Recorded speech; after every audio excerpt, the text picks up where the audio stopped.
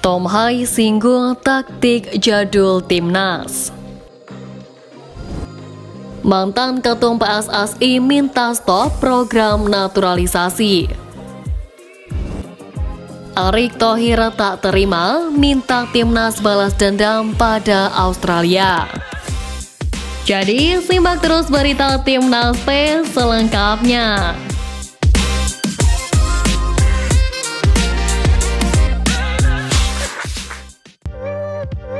Tom Hai singgung taktik jadul timnas. Pemain timnas Indonesia Tom Hai merasa skuad Garuda tidak cocok menerapkan taktik umpan jauh seperti zaman dahulu. Menurutnya di era sekarang sejumlah pemain nyaman memegang bola sehingga umpan jauh tidak cocok lagi. Seperti diketahui, timnas Indonesia era sebelum Sintayong memang sering memainkan umpan jauh langsung ke gawang. Namun cara tersebut dinilai kurang efektif, terlebih berhadapan dengan lawan yang memiliki tinggi badan yang lebih bagus. Tom Hai menyebut bahwa timnas Indonesia saat ini sudah jauh berbeda. Sintayong meminta anak asuhannya untuk membangun serangan dari operan kaki ke kaki. Tidak jarang serangan pun dibangun dari belakang. Dan secara tidak langsung, cara ini membuat kemampuan pemain menjadi terus berkembang karena lebih lama memegang bola. Lalu mungkin kamu bisa lihat juga banyak pemain kita yang nyaman memegang bola. Tetapi kalau taktiknya adalah bermain operan jauh, kamu tidak akan melihatnya. Ungkap Tom Hai. Jadi kini ubah pola pikir di mana kita bermain dari belakang, itu yang paling penting. Karena jika kita ubah pola pikirnya, fokus akan lebih ke membentuk serangan, jadi semua orang menyesuaikan dengan ini. Jelasnya.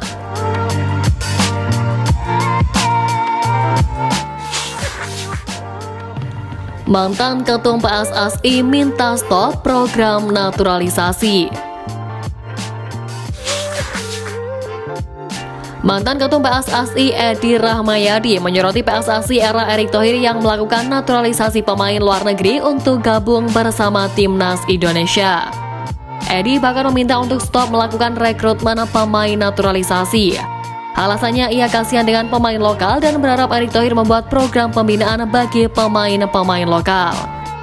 Namun di sisi lain, mantan gubernur Sumatera Utara ini juga tetap berpikiran positif. Menurutnya, kehadiran pemain naturalisasi memang memiliki tujuan yang sangat baik. Pemain lokal juga menjadi termotivasi supaya dapat berlatih lebih keras dan bersaing dengan pemain naturalisasi. Ya, Erick Thohir mengajak pemain lokal untuk maju supaya dapat menembus skuad timnas senior Indonesia.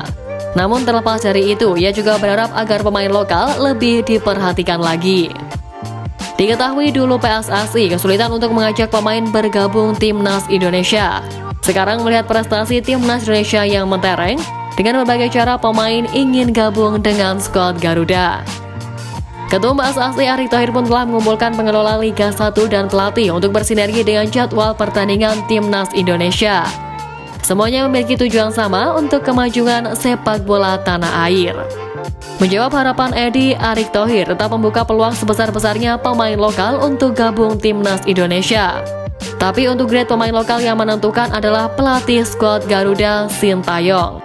Sehingga para penggawa diharapkan mampu unjuk gigi agar coach STY dapat meliriknya.